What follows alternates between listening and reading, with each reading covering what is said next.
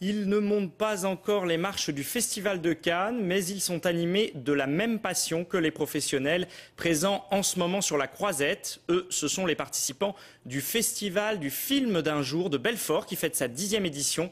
50 heures chrono, suivi par Pascal Schneebele et Yann Schmitt. Gonflés à bloc, ces étudiants qui participent au festival du film d'un jour. Ils ont 50 heures en réalité pour réaliser leur court-métrage de 7 minutes. Écriture du scénario, tournage, montage, pas une seconde à perdre. Thème imposé cette année, une impression de déjà-vu. On s'est dit pour être original, il faut découper le thème. Et on est parti sur l'impression imprimante. Et déjà vu le souvenir, donc on va faire un scénario dans un monde, notre monde, avec une invention. C'est une machine qui permet d'imprimer les souvenirs.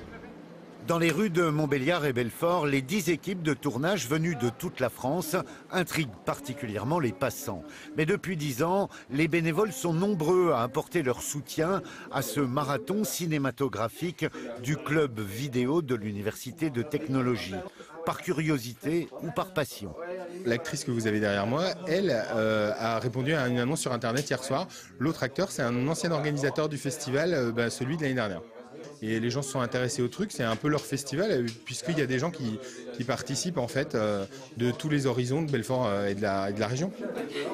Ancien élève de l'UTBM et ancien responsable du festival, Olivier est aujourd'hui ingénieur dans l'industrie.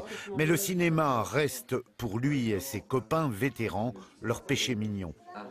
Dans l'équipe, on a tous été responsables ou assimilés responsables de ce festival.